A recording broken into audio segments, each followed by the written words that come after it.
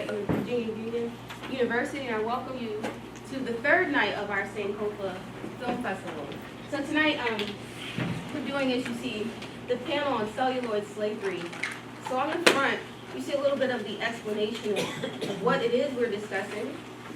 I apologize, we don't have mics. Perhaps not since the groundbreaking miniseries Roots aired in 1977 as the on-screen retelling of Alex Haley's novel about his own family has the story of slavery figured so prominently in national and popular culture. The recent slate of slave movies, including most recently 12 Years a Slave and Django Unchained, has garnered responses that range from delight to discomfort from viewers and critics alike.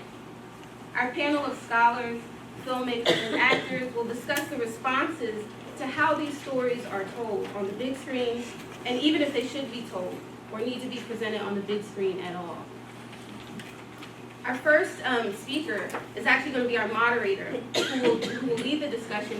And I want to be clear that this is a discussion. So that means that we invite you all to enter the discussion too. The panel is not the only people here that have an opinion. So I want you to talk to them. They want you to talk to them so they can talk back to you. But I'm going to introduce the moderator, and then I'm going to turn it over to him to lead the rest of the program. But welcome again. First of all, our moderator is Mr. Elroy Boyd. Mr. Boyd is an adjunct professor of speech and drama at Virginia Union University. He received his MFA from VCU in 2002 in theater pedagogy. His MA degree came from Old Dominion University in humanities and theater arts. And his BS degree is from Norfolk State University in mass communications. Mr. Boyd has completed graduate work in theater pedagogy at East Carolina University and the Yale University School of Drama. Since 1989, Mr. Boyd has performed, directed, produced, stage managed, and taught in educational, community, equity, and professional theater in over 20 stage plays in Virginia, North Carolina, Washington, D.C., San Francisco, and New York City. Mr. Boyd has published articles in Black Theater Network News and Black Camera Journal. He currently serves as co-founding artistic director of Cultural Libations. That's an independent production company that produces theater, music, film, and multimedia productions in the local Richmond community. Mr. Boyd currently hosts and produces a local public access television show entitled Sapia Cinema, a program that spotlights race movies, African American independent cinema from 1918 to 1951. I'm going to turn it over to our gracious moderator, Mr. Boyd. He's going to introduce to you our distinguished panel here, and then we're going to get started into our discussion. Again, thank you for coming tonight. We hope that you continue to come to the rest of our festival, and welcome. Good evening. Good evening. Good evening. Dr. Scott, thank you. Thank you very, very much. And it is a joy to be here this evening. It is a joy that Virginia Union University has a film festival, and it's quite just a joy for me to just sort of experience this historic event of the first ever Sankofa Film Festival. I'd like to take this time right now to introduce our panel to you this evening. I will begin with Brian Bullock. Brian Bullock is a Virginia Union University graduate and earned an MA in film production and video from American University. Upon his BS in biology in 1991, Brian worked with his mentor, Dr. Harry Bass, as a lab technician and instructor. In 1993, Brian moved to Washington, D.C. to begin a career in social services, working with the developmentally disabled, also the emotionally disabled, and the elderly. But Brian's love for the arts would eventually call. In 1996, Brian, with his wife, Patricia, established the Bullock Agency, Incorporated. It is a SAG, AFTRA, and equity talent agency representing actors for film, television, theater, voiceover, and print. His roster included actors from the New York, Baltimore, Philadelphia, Washington, D.C., and Richmond areas. And his agenting credits include films such as Ladder 49, Shadowboxer, and Minority Report, and the television programs The Wire and Hack.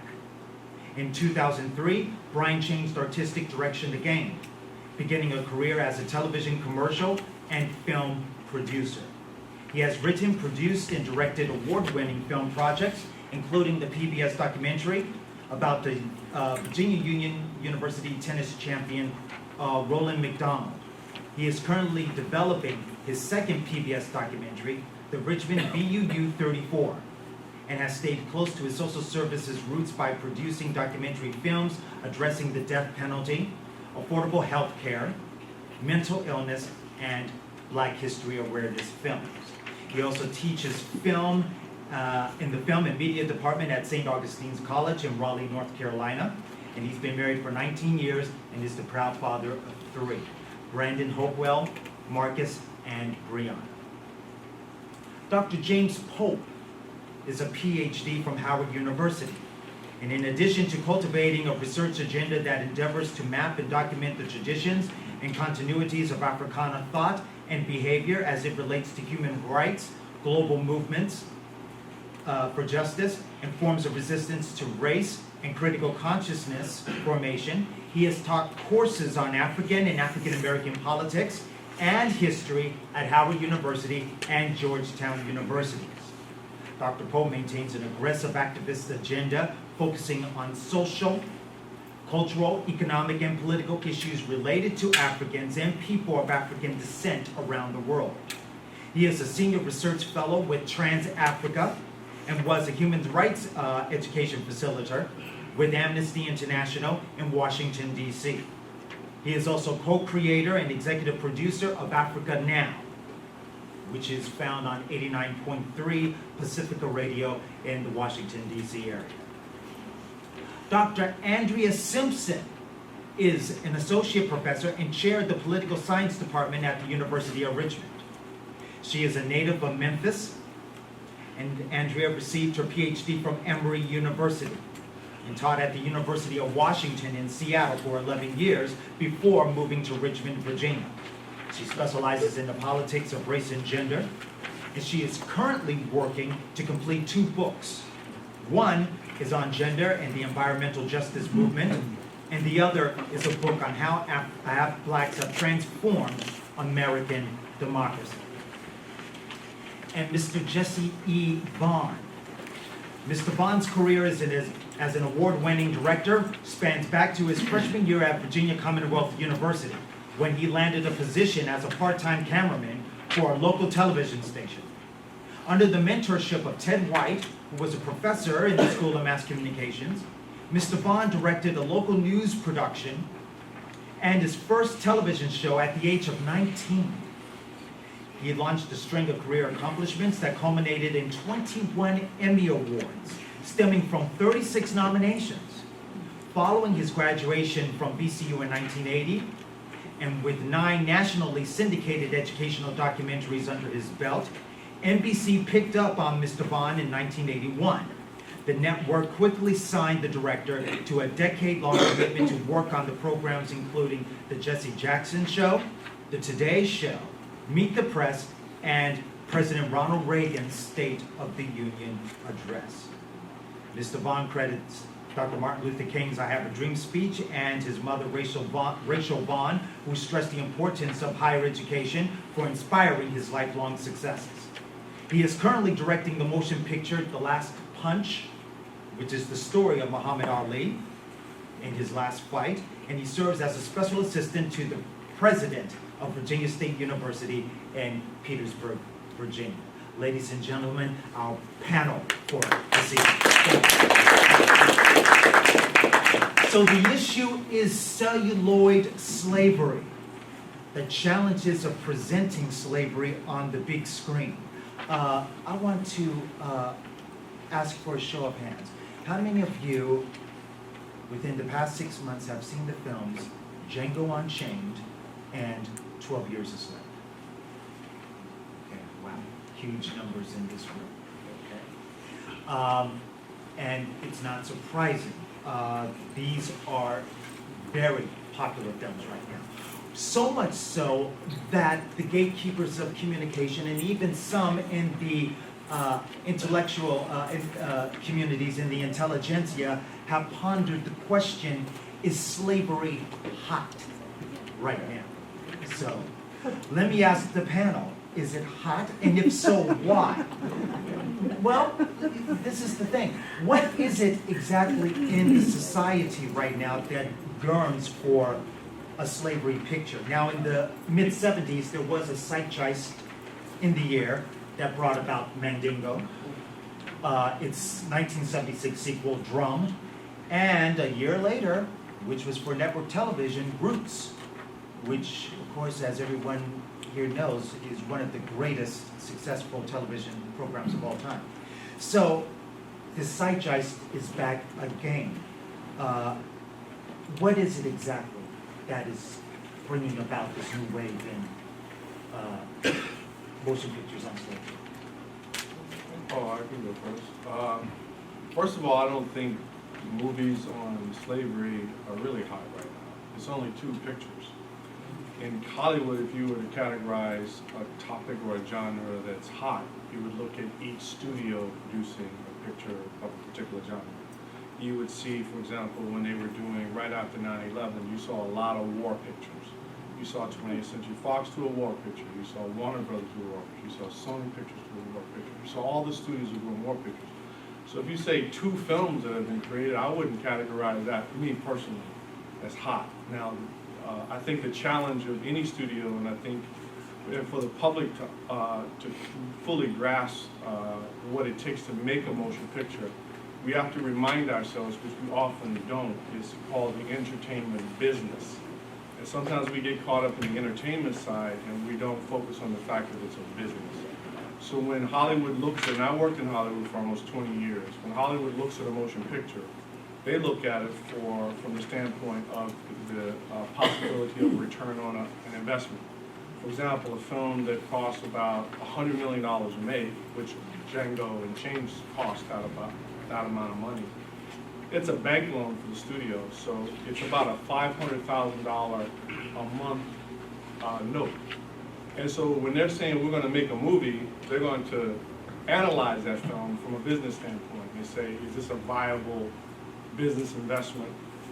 If so, let's give it a shot. Now, Django Unchained, that's I wasn't a big fan of it when I first saw it because I was a little disappointed in that it seemed comical to me. It was a spaghetti western, and I thought, wow, we haven't seen the quintessential motion picture on slavery out yet. And when we finally get one, it's this spaghetti western where someone is shooting someone and blood squirting all over the place. And a lot of my friends loved the picture because it was about a, kind of an action hero in Django. So, but then 12 Years a Slave came out.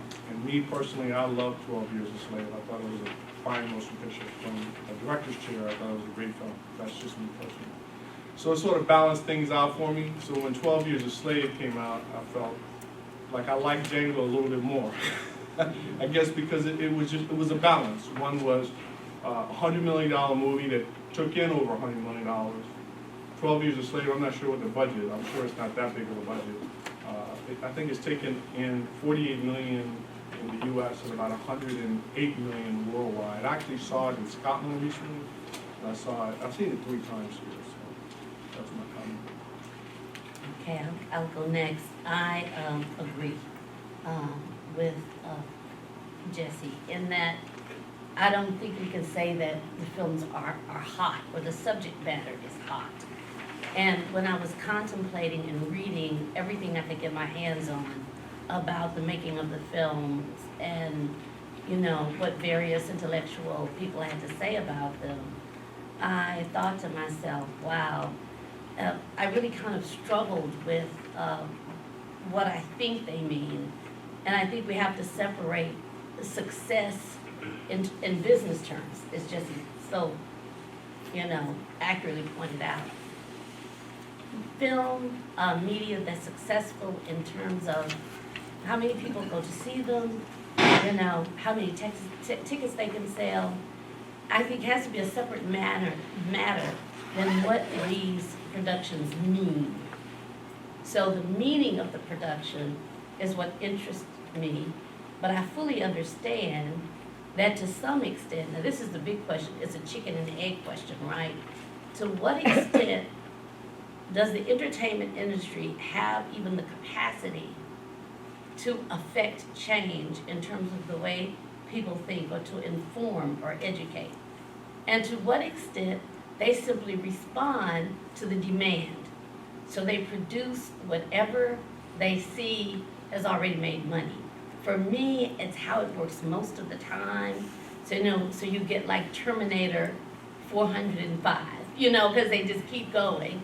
And so I don't think they're hot, and I think these two particular films are very difficult to discuss together, because one was clearly a parody. It was painfully funny but painfully so. I'm a little bit of a fan of Quentin Tarantino. I thought about the film a long time after I saw it, and I guess the big question is, are we ready for a send-up of slavery? Now, I think that Quentin Tarantino tried to do a lot of things in the film. So it was entertainment, it was a tribute to the spaghetti western with Franco Nero having played the same character, Django, in an Italian western movie. But, in the second half, Tarantino does his thing. His Pulp Fiction, Reservoir Dogs thing, where we get this grotesque violence in the form of revenge. And some of that is somewhat satisfying, but you're kind of, it was really quite a ride, quite an emotional ride, from laughing to laughing painfully to trying to think about what is he trying to say and how many people get it. Are people going to leave and say it's hilarious? Or are people going to talk about what to me was the most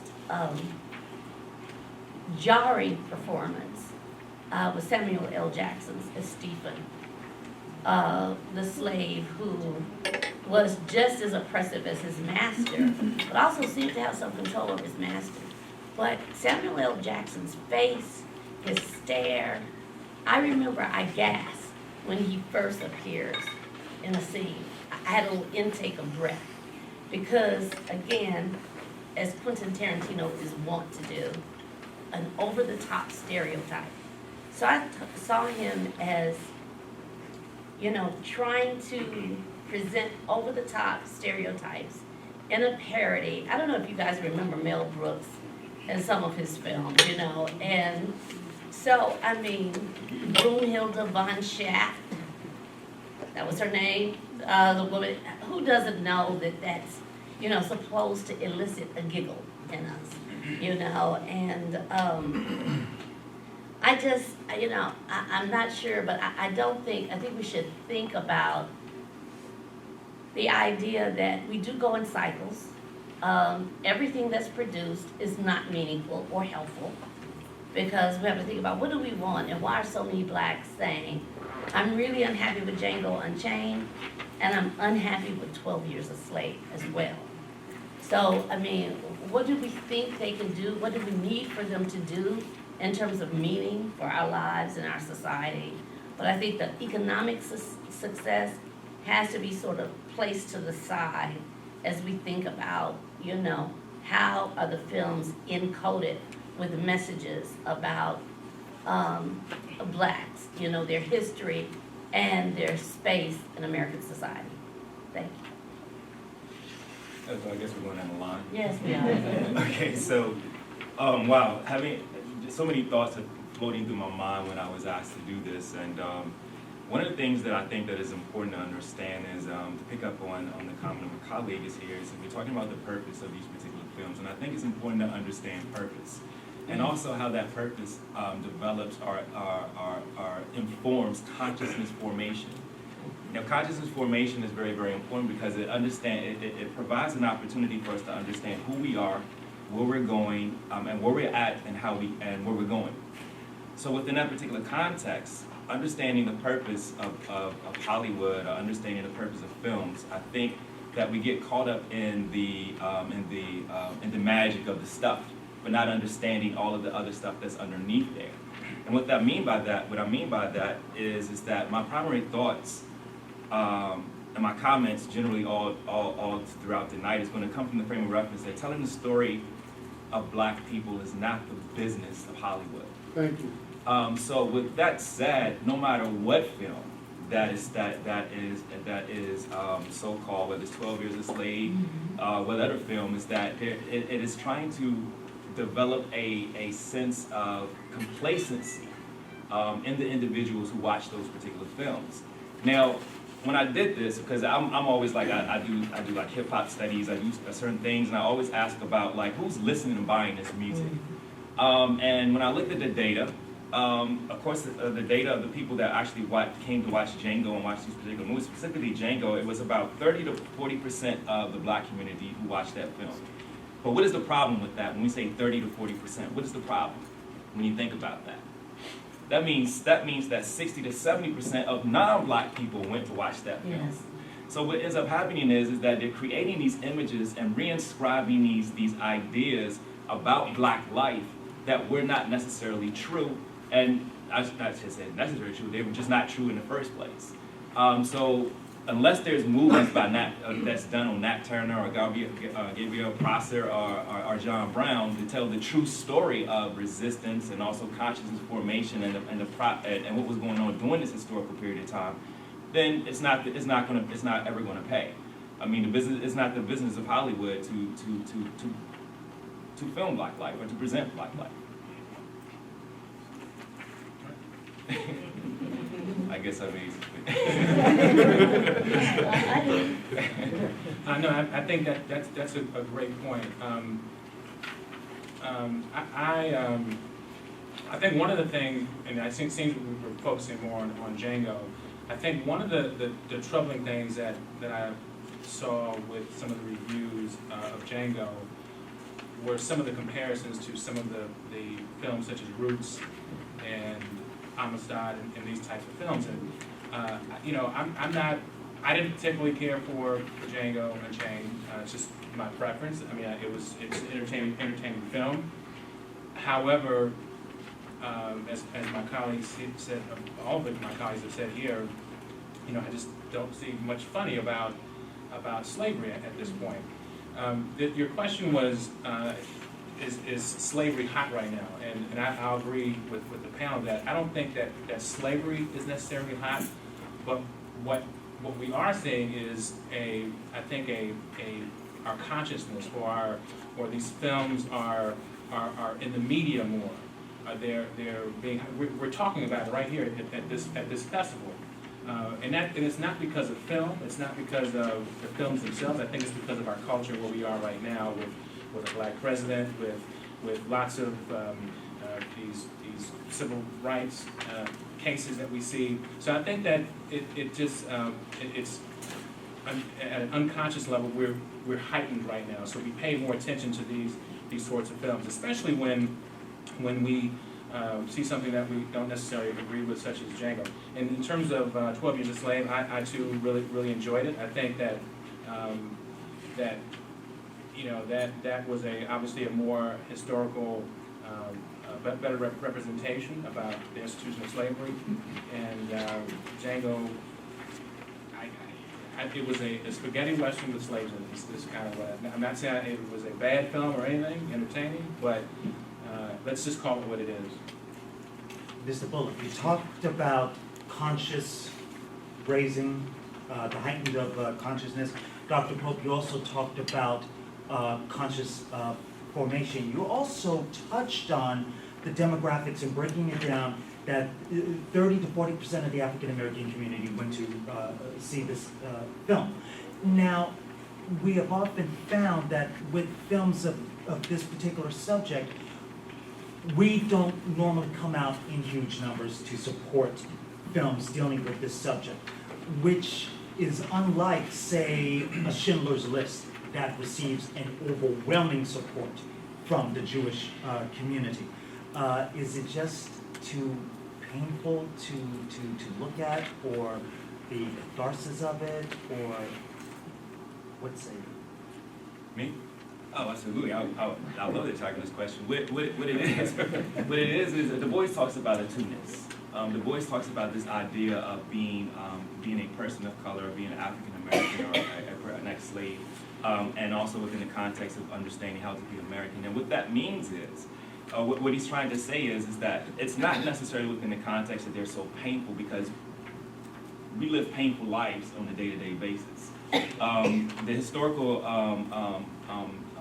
memories and ancestral memories that we have, but also the real-life institutional racism that is still prevalent today, provides us with painful memories, a painful existence.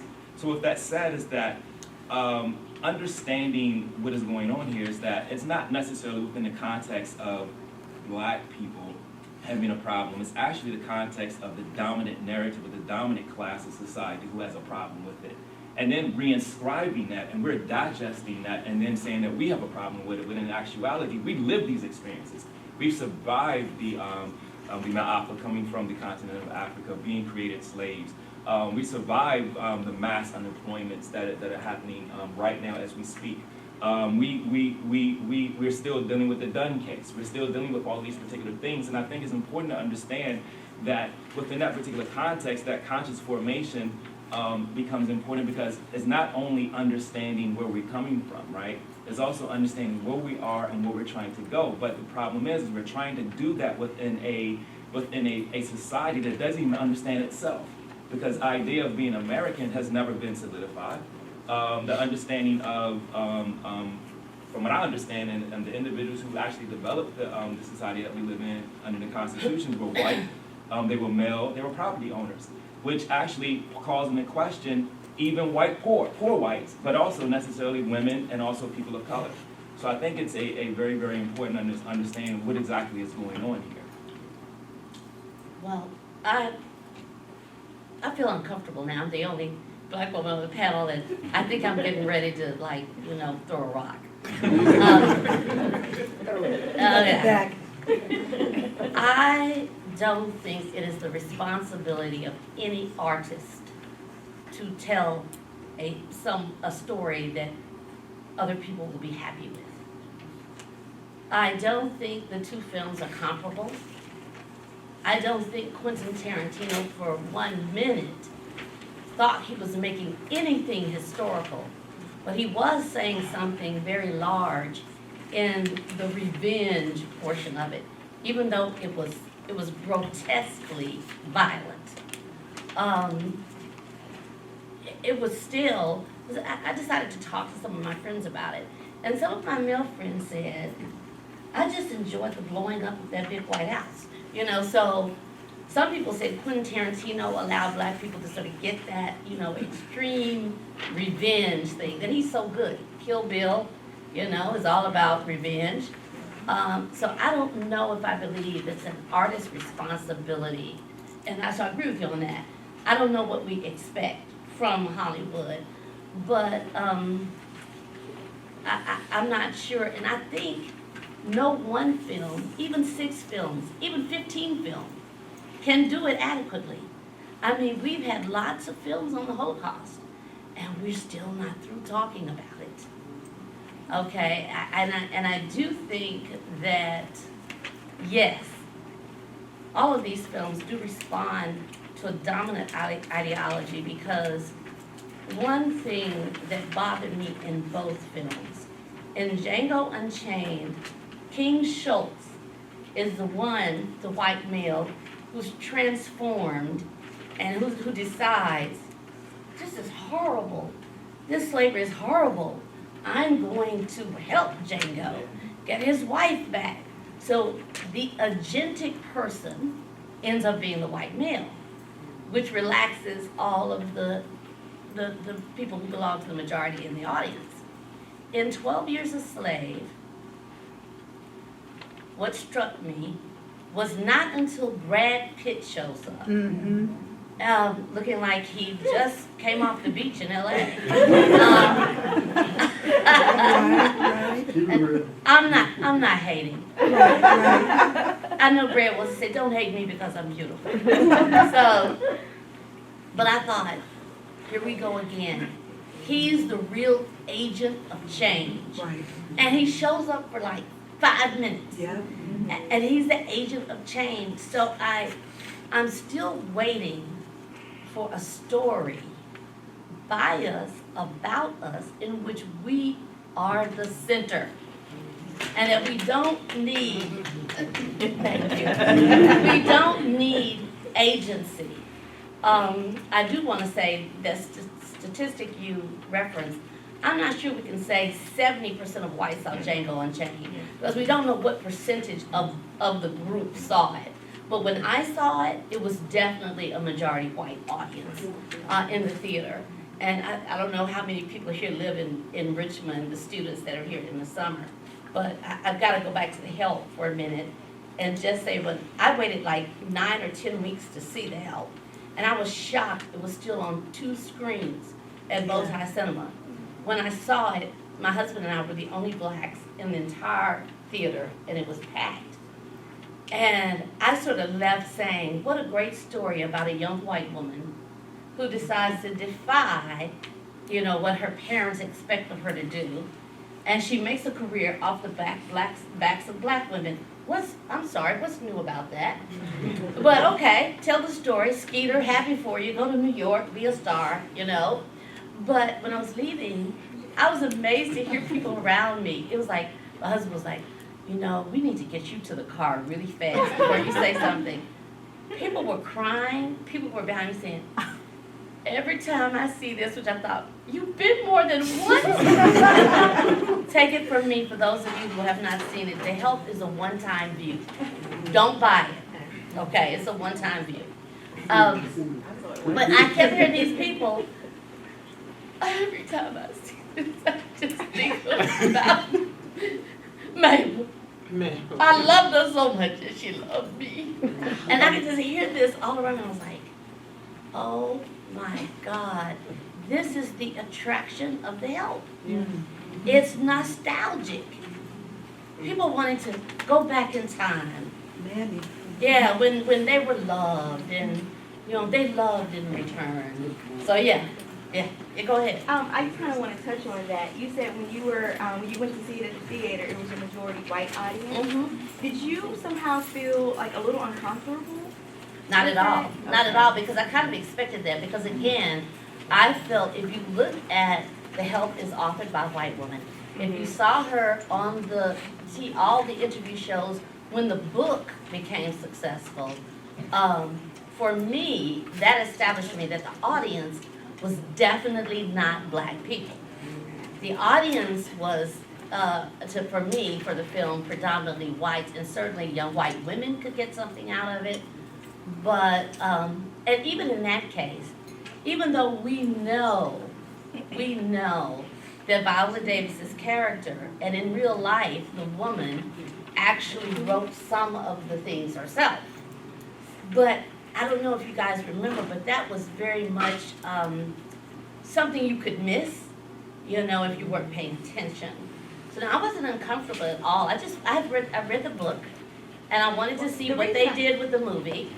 The reason I asked that is because, I recently went to the movies to see Mandela, and it was a majority white audience, and I just felt myself kind of feeling uncomfortable, and I was thinking to myself, should I feel this way, or Why? I don't know. I have no clue why, but So to turn the conversation a little bit back to 12 Years a Slave.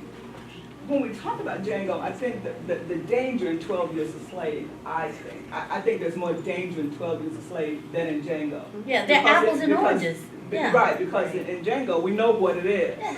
But I think there's an insidious part of 12 Years a Slave. So I'm one of the people wondering, why in the world is this movie being nominated for all these awards? From where I sit. What are you seeing in this? So what I see in 12 Years a Slave is the reinforcement of some stereotypes. So what 12 Years a Slave does is make white people feel better about slavery. It doesn't make us feel better about the experience. It makes them feel better about the experience. Because now you say, we showed this really, really graphic scene of what it was like. Yeah, But still you have the main character when we go in, we know So- that he's gonna be in slavery a defined period of time, so the audience already goes in feeling fairly comfortable. You know, he's not a slave for We're life. not He's a gonna have slave to for enjoy 12 this years. for too long, yeah. Yeah, so he, you know, so there are a lot of things in 12 Years a Slave that will make the audience feel comfortable and make it palatable to the people who are gonna buy the movie tickets. So I think you're right, we can't expect Hollywood to tell our stories, but I think that we have to be careful to make sure that we deconstruct our stories Yes. that are told, the stories that Absolutely. others tell about us, so we can't just buy into it. Oh, great. But do you think one of the problems is the fact that there's 12 Years a Slave? You see, so when 12 Years a Slave comes out, it has to be the answer for everything for us. And it So can't. we see It that, can't be. I know, it can't be that. So when we compare it to films about the Holocaust, we've seen so many films about the Holocaust from so many different perspectives.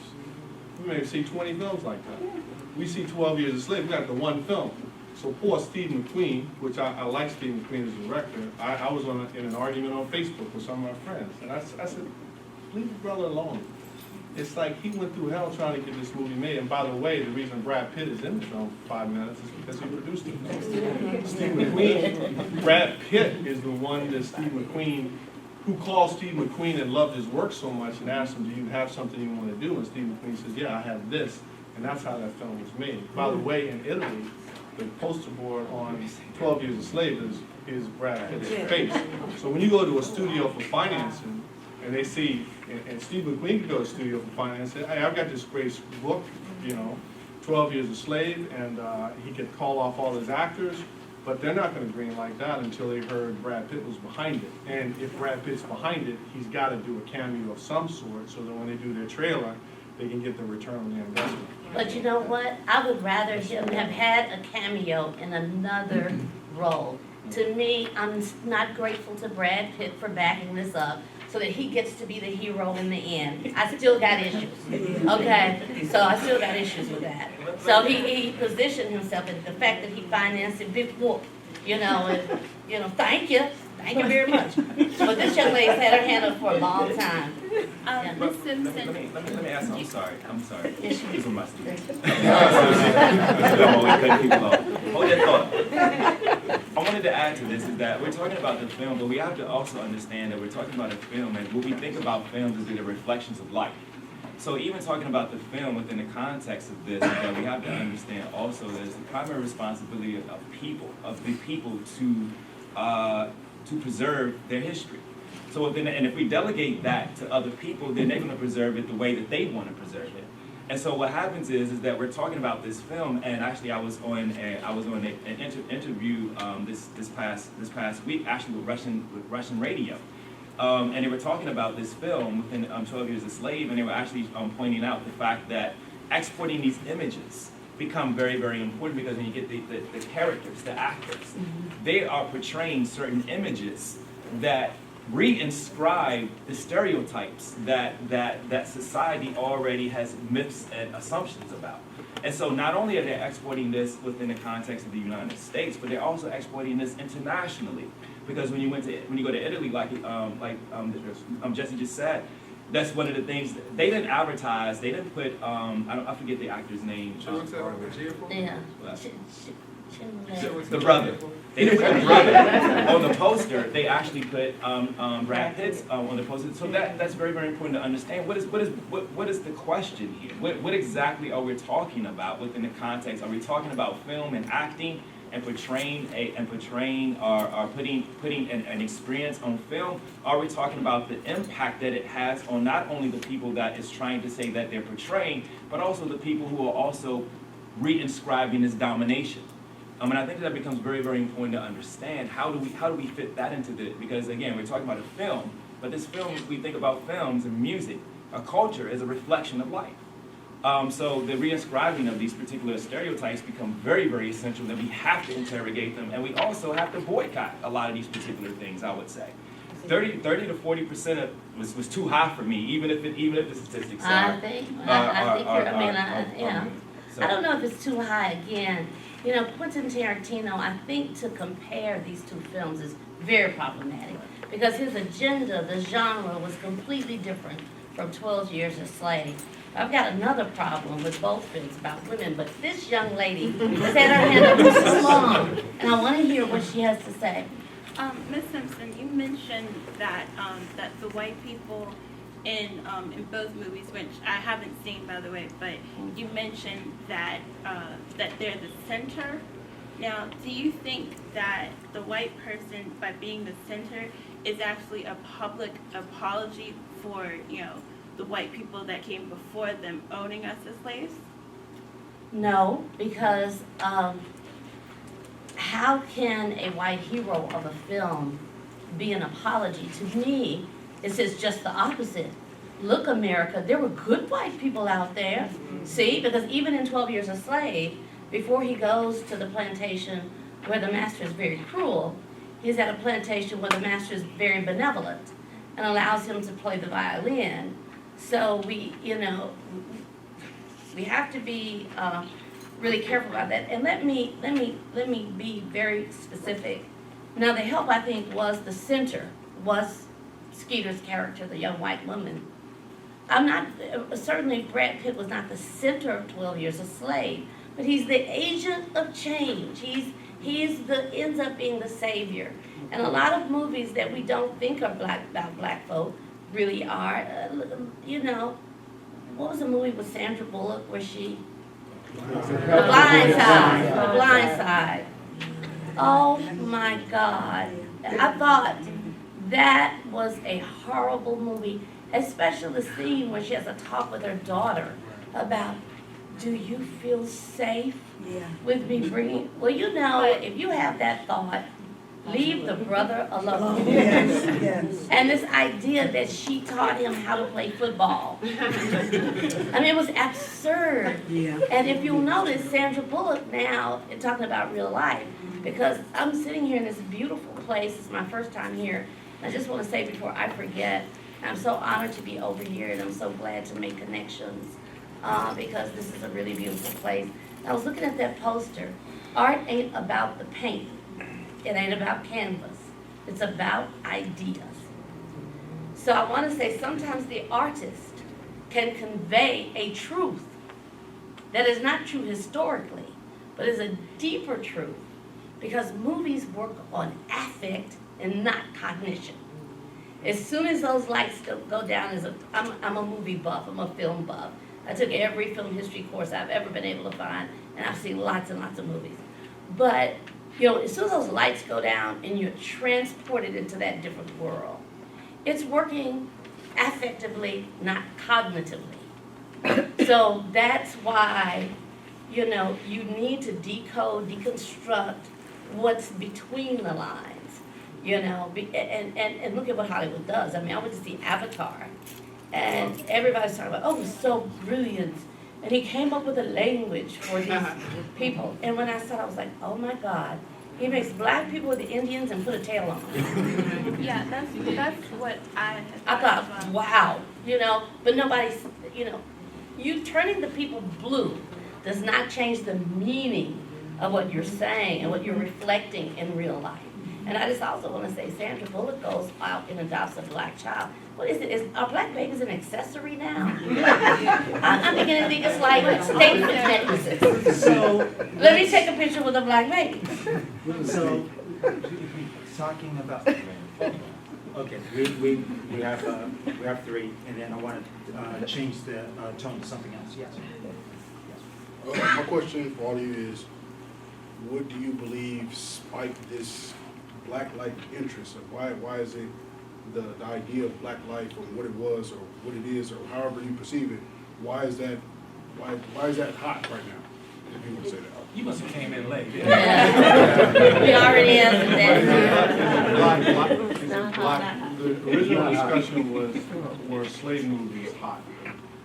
But you bring up an interesting point because I know a lot of filmmaker friends. You can name a film and I probably know someone who's made it. And, you know, we have been discussing amongst ourselves that this year alone, you know, we've seen more films that cater to the African American community when we were pretty locked out there for a while. And there is a new trend, and the trend really has to do with money. Yes. The bottom line is money. Bottom line. The bottom line is if you have an idea that Hollywood can see that there can be a return on their investment, they're gonna go for it. And so it's not always about necessarily ideas, it's about the business. And I just wanted to bring up one point. You know, I hear, you know, people talk about, you know, slave films are hot, black films are hot, all this. And then we have discussions about these films and, you know, and they're viable discussions and, you know, there are a lot of criticism. But I think one of the biggest problems that we have as a people is that we're not supporting the making of films financially. I look at BET and I said, I look at HBO and I say HBO is doing HBO movies. They might do a $5 million movie and get distribution on it and make $50 million. Why isn't BET making a $7 million movie? Why isn't TV One doing the same thing? Why aren't our businesses supporting the making of these motion pictures so then we can tell our story and we don't have to sit here and say, well, we take this one film, which is 12 Years a Slave, and we beat it up. Yeah. When we should be able to be looking at 7 or 8 films or a continuation of films about that history in our culture. Without expecting an Oscar. Without expecting, but my point is, we should be creating our own. We should be creating our own material, and it's a very deep problem. Though. Yes, it is. It's not just the making of the movie. You can make a movie. I'm working on an independent film right now about Muhammad Ali. We're a little nervous about it because we're thinking it's one thing to invest in the film. That's one thing, but then there's the distribution of the film, and that's a whole nother issue, and that's a big discussion right there. So for us to really progress in our future as a people where we want to really tell our stories, we can't keep looking to other people to do it. We just can't. We should be making our own documentaries. We should be making our own films, small, whatever they are, whatever size they are, whether they're $500,000 movies or $2 million movies or $5 million movies or $100 million movies. We can't keep looking at white folks to tell our story, and we still do that. That's what we do. And We don't look to them to do it, they just do it. Can I add that real quick? Just quick. For financing. No, and Jesse, I know you keep going back to the point about money and Hollywood. And I'm glad that you do, because we can't have this conversation without understanding that that's how Hollywood works. You know, I just had this conversation a couple of days ago with a close friend of mine, and we were just going at it. And ultimately, Hollywood will say, we don't care what, the only color that matters in Hollywood is green. That's the only thing. And I just want to just kind of back you up with what you're saying, that we do have to, as producers and as media producers, there is a level of commitment. You brought this up too about how do we see stuff by us, about us, for us. And there really does have to be a level of commitment from producers and directors, but there also has to be that commitment from the consumers to support it. Because, again, at the end of the day, folks are going to look down and say, well, this film made this, now I'm not greenlighting this, we can't do this. We have to turn, at some point, we have to turn the corner and really support these projects, these independent projects, and these stories that more accurately tell our stories. There's more than just 12 Years Later, as he said. There's more to it, and we have to support it. I have to be schooled by you brothers, because I'm sitting here thinking, I think Hollywood is extremely racist. And I don't think racists care that much about money because it's irrational. And to me, when I think about Sandra Bullock, for example, who's made I don't know how many total flops, and she keeps getting another one. So I'm having problems with this idea that Hollywood says, you didn't make any money? Oh, no, we don't want you, because they keep making flops with other people, and they're fine with it. But I think, Jesse, what you might tell me is that we're not going to be allowed those flops right now. If we have to kind of prove ourselves before we can endure, making something that is not commercially successful. But I think that Hollywood is rabidly racist, and I think they know it. Let me say this, most films make money. Don't be fooled by it. They make money. I'll tell you why they make money.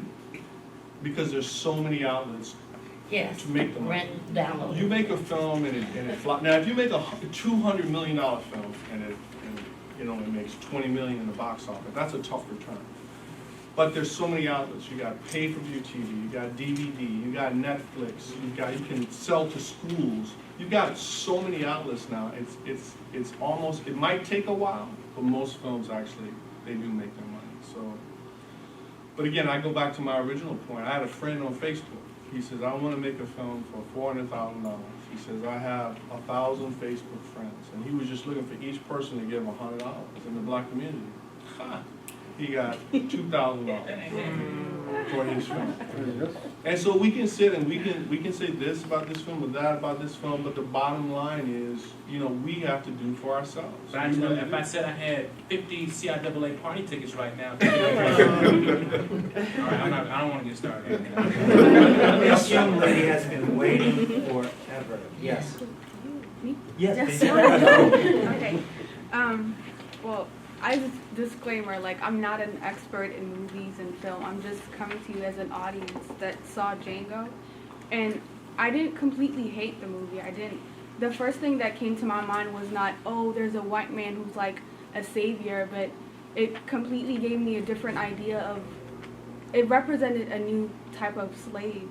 Every time you see a black man being represented in movies, it's always like he's always broken and running and all of that, but here it just showed me a man who was so in love with his wife and was so strong enough to go get her and save her. And I didn't see the white man as being the savior. I just saw him as a vessel who helped him get to his goal. And I completely understand where you're coming from, but this conversation has to start somewhere. I understand Hollywood does not have the responsibility to tell the story, but it has to tell the story. I mean, they're like an outlet for people. So when it started a whole new conversation of a new type of slave that was not always, you know, at the mercy of people. He just. But let me just say this. This is just my take. I'm not a Tarantino fan. That's just me personally. Yeah. And there are lots of reasons for it. I don't like the gratuitous violence. I don't think he's a very bright guy. I think he does great dialogue. His films, to me, are meaningless. He has no depth whatsoever. And so when he makes a movie, in my view, there are two things that he's trying to do. And I don't know him personally. I never met him. I think the two things he's trying to do. He's trying to have fun and be cool and be accepted by people, his peers, because he likes that. He likes to talk black. I was just listening to him on the radio the other day, and he was the way his dialect and his tone. He was trying to sound like he was trying to relate to the hip hop community. So two things I think when you see a Tarantino film, don't take it seriously. No, Because it's not serious at all. There are two things that he's It's a doing. parody. One, he's trying to have fun, and two, he's trying to make money. Now for us, we take it more seriously than I think he actually takes it. 'Cause However, he's not. However, what she's talking about though is another genre, which is just the romance, and there is a romance, and there is an audience for romances. So I But we understand. don't need Django, really. It's like Jesse says, and everybody else on this planet understands saying. Django is fictional. He's a Western character that's been around a long time. This movie was not to be taken seriously. But I mean, I kind of don't understand But I why think- you but I think- glommed on to that. But, I No, think part she's- of it. but that's what she's saying, is that it was pure entertainment, and she saw a love story, just like if you went to see 50 But it was you could see a love story. it was very subtle, and that brings So me you saw to- the love story. Yeah, I mean, oh, that's what I but meant. I the wasn't black like, let's, women. you know, run and jump and add it to the history books and teach it to our Right, kids. exactly. Like, I'm not saying that, It's pure but entertainment for you. like, Pure entertainment. That's all I it is. just saw a different side of. I saw all the negativity that you were saying, but I also saw like, okay, at least it's opening up a new view, like a new. But you see, that's the problem is when Django came out, that was the only film that we had. And so at that time, in that moment. And so therefore it has to become everything for us. But it doesn't, because I think, and, you know, Well, because I I know think there's a we're lot of, talking about it's spawning a lot of debate. I think to support her, she's talking about a different genre, because if you read historical romances, there's always a hero. He always comes in to save. To save the And damsel. like, And in that's the distress. part you enjoy. Let me add some clarity into because how old are you? I'm gonna be lying. I'm 22. You're 22. We have to understand something that movies also provide an opportunity for exposure to ideas and also history as well. Now the problem that we have with Django is that, yeah, we're talking about this, but I have an 8-year-old son. And so once my son gets older, what movie would he have within the context of, would he look at Django? But also we have to understand what is going on here. We have these movies, and you're seeing that particular component, but again, we're talking about these hidden messages that are, you talked about the affect and the cognition. It's very important. And the affect is a subtle type of way of actually formatting your cognitive processes. That's the reason why you go to the movies, they have all this that's particular thing. So what ends up happening is that you have a distorted view of history. And just this is another aspect to become is that there were very, very important historical figures that are real other than Django. And this is Well, the reason Django's not real. right, that's what I'm saying. But the problem is that when people watch this film, not understanding this history, they're going to automatically think, oh, there's some validity to it because it's in a movie. You know, I think Elijah Muhammad said a long time ago, and I'm not Elijah Muhammad, but he said one thing is that if you want to hide something from black people, you put it in a book. So what happens is that if you want to also put out distorted images for black people in this time, in this 21st century, you put it on Facebook or in a movie. So then what happens is that it creates this disconnect, again, from understanding where we came from, how we got here, and where we need to go. So then the question becomes actually a question that actually is controlled by the individuals who don't even care anything about you in the first place. So But I think you're hitting on, and she's hitting on shame. Yeah. And for me, as a civil rights baby, I am often shocked at the millennial generation's need for, basically a Western construct of power and masculinity. I'm shocked by that. I'm shocked that there's so much shame among the students I teach about our past. And I think in both these films, and to speak to your idea about, the woman, as someone who's working on a book about black women and grassroots activism, I'm horrified that the black women in all films are invisible. Kerry Washington at first is chained in the basement, and then even when they leave, she sort of puts her hands in her ears. Now remember, and Jesse, I agree with you. Yeah, Tarantino it's like a series. It's a series of one-liners, isn't it? It's like you're in vaudeville, and you can almost hear the drum roll as he makes a laugh here. You can almost do a laugh track to it. So he does a series of one-liners. For some people, the fast pace of it is entertaining. He's clever. Clever. It is clever value. I don't know. But I just want to say, for me, the invisibility of black women is such a problem for me. In real life, in media, I'm so happy Solomon Northrop got away.